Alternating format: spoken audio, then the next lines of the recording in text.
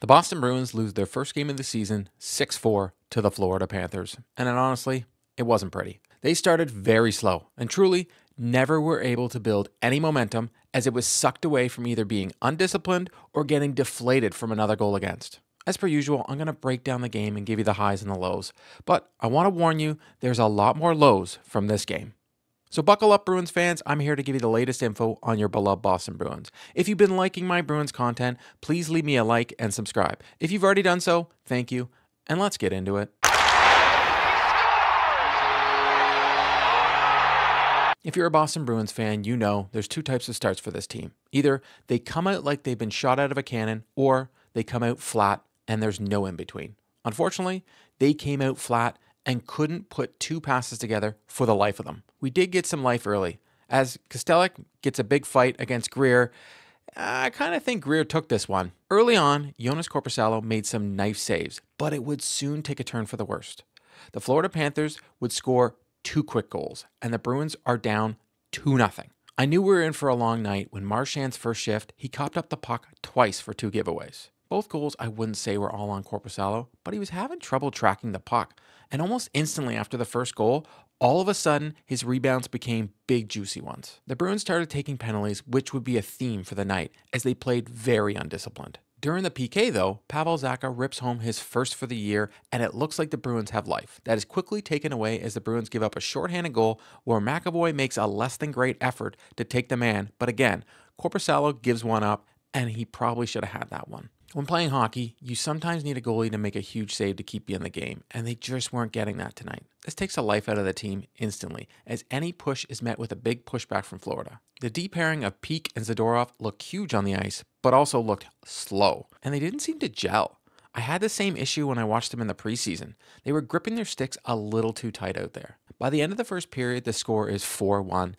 And the thought of Swayman coming into the game 100% crossed my mind. Korpisalo would make a great save followed by some desperation saves or lucky ones as his positioning was off and he was having trouble tracking the puck. The start of the second, we see that the Bruins PK unit is playing well, and I joked that maybe we should play a man down because they look more comfortable on the ice a man down. Mason Lohrei was not strong on the puck at all, and the Panthers were easily taking the puck off his stick, and he was caught out of position on multiple occasions. He certainly didn't look like the guy we saw from the playoffs last year. The Panthers opened the scoring by making it 4-1, but shortly after, Charlie McAvoy drives to the net and follows up on a rebound and pops one home to make it 5-2, and once again you think, can the Bruins make a comeback? Minutes later, fans in Florida start to chant, "We want Swayman," which tells you how the game is going. And they like Uvis Balinskis as well. The Latvian has showed some good offensive flair tonight. Yeah, it's going to be tough, though, to replace those guys they lost on D and Larson. Max Jones, once again, looked to be fighting the puck all game and goes to hit the stick of Rodriguez from Florida and slashes the ref. It was that kind of night, and Max Jones spent most of his time in the box. Jones played 9 minutes in the game, and the third line looked so ineffective when they were out there together. I want to try and take some positives from the game because it can't be all bad, right? If I had to say one player that I felt played with pace and played a north-south game, that would be Johnny Beecher. He had his legs tonight, was strong on the forecheck, and was actually hard to play against. He played a simple, disciplined game, and he was always moving on the ice, compared to most players that looked like they were in slow motion all night long. The game gets quickly out of reach when Florida scores another one, making it 6-2 and truly putting a stomping to the Bruins at both ends of the ice. I wouldn't even say that Bobrovsky played great, but the Bruins didn't really test him. The Bruins had 28 shots on him, and he let in 4 goals, but they didn't really test him. Florida did a great job of forcing Boston to the outside and clogging up lanes, making them take low percentage shots, making his job easy. Boston scored 2 more goals from Frederic and Pastrnak late in the third period, but the game was already over, and it was a little too late. Pastrnak didn't even mean to score his goal. He was making a pass to Lindholm, and it hit a Panther, and it goes in the net. I would love to tell you that the top line looked good, or that I saw life from Coyle and Marchand, but they all look flat. One player didn't look worse than the other. Besides that, Beecher looked good, and the rest of them just didn't have any fight in them, and they looked slow. They kept talking about how big this Bruins team is and how this is what we've all wanted for years. The fan base has been clamoring for these big guys, and this is the heaviest team the Bruins have ever had on opening night. Well, guess what? That heavy team pushed back, went in the box. Otherwise, they were slow, and no one cared that they were out there. If you don't have skill, you're not going to win the hockey game. We spoke so much over the offseason of how good the defense would be. and they had a hard time keeping Florida to the outside and allowed them to drive the net and screen Korpisalo.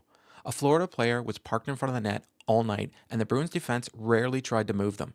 They looked like they were standing still. Florida looked great, but the Bruins kind of made them look that way, because if they provided any pushback, the Bruins actually would tilt the ice for their favor, but for some reason would just cough it up and it wouldn't make a difference. Last year, this Bruins team could rely on knowing they had top caliber goaltending in net behind them.